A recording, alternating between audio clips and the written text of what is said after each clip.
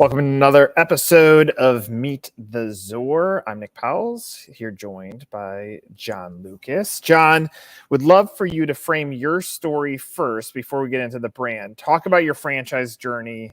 What's your role? How did you end up here? And then we'll get into the why you why now on Farmer Boys. Yeah, so pretty extensive background as a chef with Marriott Hotels for 20 years.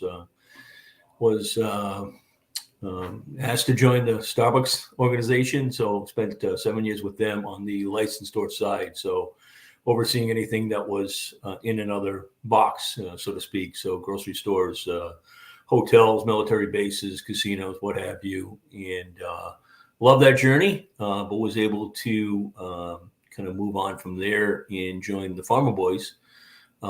Initially as a director of franchise operations and now as the VP of brand and franchise development. Love that background. So I would imagine going from chef to Starbucks to here in an operations role, you're looking at things a little bit differently than a traditional salesperson. And frankly, I would imagine when you're validating a candidate, you're looking at them a little bit differently than a traditional salesperson too, because there's going to be an operational component and a delighting of the customer that you're trying to evaluate in the personality of who you're talking with. Talk about who this candidate is and how you're evaluating them, given the depth of background that you have on the operational side. Yeah, it's something we think about every day. So we are looking for operators. So first and foremost, we're looking for folks that have a background in the restaurant industry and, if possible, as in the QSR segment of it. If they don't come with that background, they come as an investor. We ask that they have some person that they're partnering with that does have that background. So our ideal candidate would be an organization that has another brand or several other brands and is looking to get into the burger/breakfast space with a unique concept like Farmer Boys and looking to grow their organization. Okay, so talk about goals, outcomes when you're approaching 2023 or looking backwards into 2022 or going forward to 24, because obviously those that would sign today most likely are developing for 24 anyway. Talk about what are the goals and outcomes that you're looking for from a franchise development standpoint. Yeah, so I think that the context is important because we came from, as everybody knows, we came from a few challenging years in the industry. We had done some significant work in the brand around drive-through output in 20, and that was we were able to capitalize on that when the shutdown occurred and everybody went from coming to the diner and going to drive-through. So that was fortuitous for brand, and we actually had a good couple of years. And I think with the the compounding pressures of both cost of goods inflation and labor inflation, we really kind of had to pivot and really kind of think about who we're going to be going forward.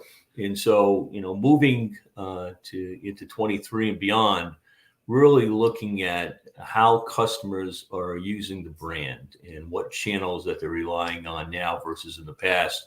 And how do we build and design our stores to meet the needs of that customer, and also to be responsive to the fact that building costs have elevated and looking at how do we build new units in the most cost-efficient manner. And so from a geographic standpoint, we have a significant presence in the Southern California area, really with heavy penetration in the Inland Empire, but also in Orange County, in Los Angeles, and in Ventura County. And we're looking to grow. Beyond that, we have a small presence in Modesto, but we'd love to grow significantly in the Sacramento area and beyond. And we have currently 9 stores in Nevada. Would like to get to 20.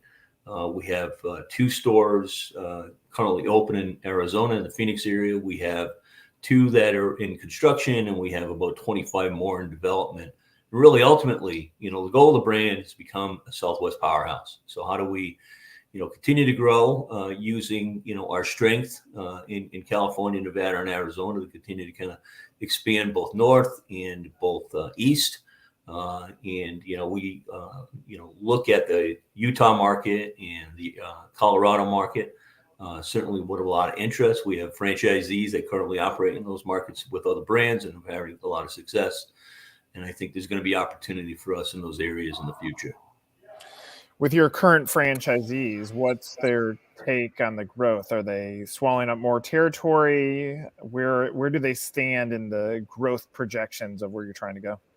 Yes, I think historically the brand attracted a lot of single unit owners that over time grew to in some cases 2 and 3 unit owners, and that's one portion of our franchise population. The other portion really is folks that are large multi-unit operators and are in this space of.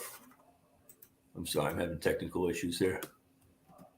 You're good. I can still see you and hear you. So oh, perfect. So don't worry about it. So our multi-unit operators, the folks that are 10 plus or nearing 10 plus, are really excited because they're a significant part of this growth strategy. And as we look at how we approach this, and whether it's through master franchise agreements or just through different partnerships that we're forming, they are excited. They're excited to see the brand grow because as the awareness of the brand increases, and as the ability for the brand to leverage advertising, particularly TV, in a more significant manner, it benefits everybody. And so they've all seen their AUVs grow over the last few years, and they're excited on both the organic growth of the brand and also the unit growth. From a product standpoint, and you said burger breakfast, which automatically creates some point of differentiation as a brand. But when someone's looking at you compared to someone else in, say, the burger space, how do you clarify what is the point of differentiation with the business? Yeah, so it's a great question because the brand candidly is unique. We serve breakfast all day, and so that includes omelets and pancakes and number of other items. We have a wonderful lineup of burgers, but we also have these they are ginormous salads, so they virtually feed 2 people. And kind of strangely enough, our most popular item on the menu is the Cobb salad, and so we sell a lot of those. But we also have a section we call the more section, and so we have a number of unique signature sandwiches on that side as well. And so the variety, the fact that you can order any item any time of day, the fact that you can get it through third-party delivery or a takeout or through our drive-through, and the fact that it's all farm fresh, made to order, I think is really unique, in the industry as far as I can see in California, where pretty much there's pretty fierce competition, a lot of different players out here. So, I think the brand has a lot of legs, and I think that there's going to be some great things that we can do in the future. When looking at the investment range, and I've put it up on the screen, they're a little bit close to $1 million to 2.5. I mean, you're not talking about a small investment here. So I would imagine, and you can look at what you're looking for from a net worth standpoint, at being $750,000, which is not insignificant. It's not the highest in the world. You're still looking for a mid-level person, but I would imagine your ideal candidate is still someone who can afford multiple units when they're signing their agreement and can scale at a pace that you want them to scale at. Yeah, I think that's true. I think, where we really see our growth in the future is folks that have had success in the industry and have multiple units already, or have a level of capital and are looking to pivot from a different industry over to our industry and see the opportunity that the brand presents. But no, it's very different, right? I mean, there's a lot of players out there where the initial capital investment and the build outs are significantly lower, but candidly, they don't have the AUV that we do. And I'm unfortunately not allowed to discuss that because we are currently dark with our FDD, but we have a powerhouse AUV, and I think once investors understand that, and they understand that level of investment is a wise choice. That makes sense. Yeah, I mean, obviously, when you're in a dark period and you can't disclose it, then it's up to the candidate to go find it on their own, which means go call existing franchisees to figure that out. So if you're talking to someone that's out there, and this is part of the challenge of franchising, you have all these candidates that surf around the web, most likely in your case, some sort of fan of the brand that is just now discovering that there is a franchise opportunity associated with Farmer Boys. What do you want them to know about this business opportunity? If you're talking to the ghost candidate out there who you don't know, and you're like, this is what I want you to know, what is that piece of information? Yeah, I want them to know that this isn't just an investment.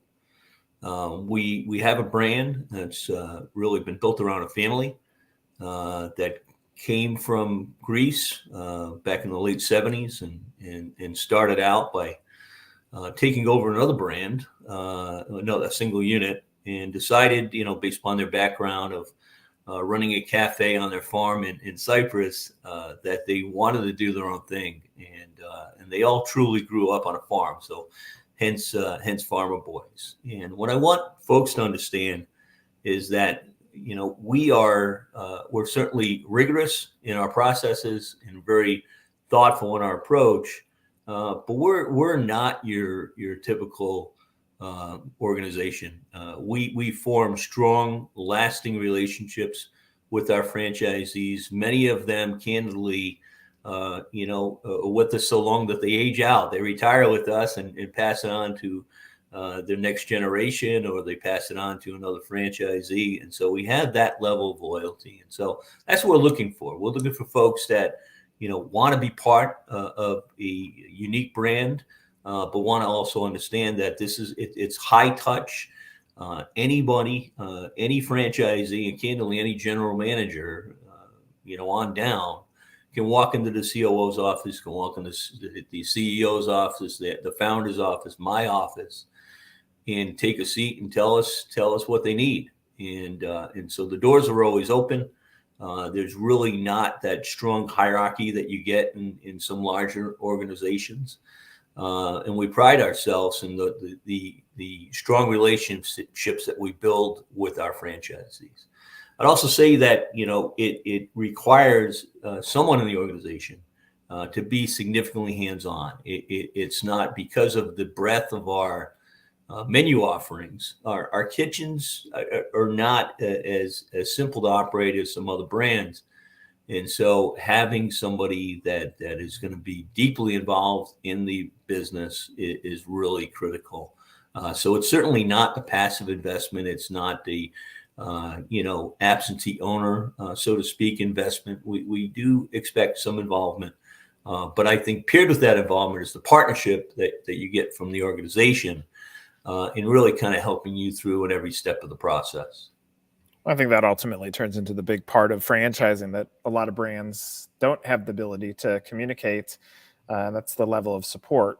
Ultimately, when you're going to be operating that business, and even if you own other concepts, you still need some structure and infrastructure that goes behind it. And frankly, John, your personal background lends probably a little bit more credibility in the sales process for you understanding what it takes to operate in the back of a house. I'm sure that's deeply valuable back to the candidate and their process of decision making, whether Farmer Boys makes sense or not for them. Yeah, thank you. So last question, as simple as this is, we kind of have the why, but why now? Why should someone look at Farmer Boys now? The brand is primed for growth.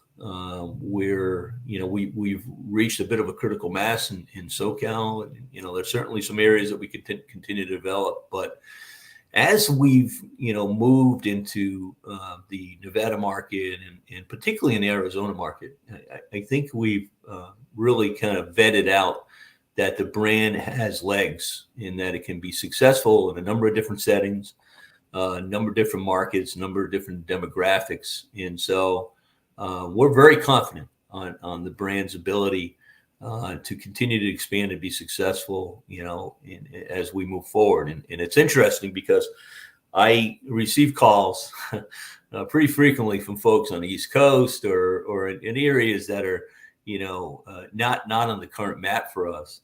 And it's because they came to California and they visited one of our stores and they had just such a delightful experience. And more than anything, loved our food, because the food is just so high quality that they want to take it, to Maine and Pennsylvania and Florida and just places that we're not willing to grow at this point. And, and part of that is we want to grow intelligently. We want to grow in a way that level of support, those partnerships, those relationships can continue to stay very strong. And so we're not willing to open up just pretty much anywhere. We really want to be thoughtful around supply chain and in our supply chain partnerships, being able to grow with us as well, because it's so integral to our ability to deliver such a high quality product. And so, but all of that is testament to me that the brand has the ability to continue to expand. I think at a fairly good clip. We're not going to blow up. We've seen that happen with some other brands, and we know that sometimes rapid growth can lead to some challenges. But we want to grow in a thoughtful, but in a way where I think we can start opening 10 to 12 to 15 stores a year in the future. And so we're looking for those partnerships to be able to do that. Well, it seems like you're taking the right approach. I agree. I think many brands are conditioned to grow very, very quickly, sell units. Selling units doesn't necessarily make money for a franchisor. You want to make money off royalty, and the way you make royalty is cultivating a good culture, franchisees that are finding profitability. So it seems like you're taking the right approach. I appreciate you sharing that story with us, and look forward to hearing where things go in the coming years. So thank you. Yeah, John, appreciate the time. For anybody that's looking for more information on Farmer Boys, I have it up on the screen. Go to farmerboys.com, and you can certainly dig through, learn more about the product as well as the franchise opportunity as well. Yeah. So this is another episode of Meet the Zor. For John Lucas, I'm Nick Powles. Take care, everybody. All right.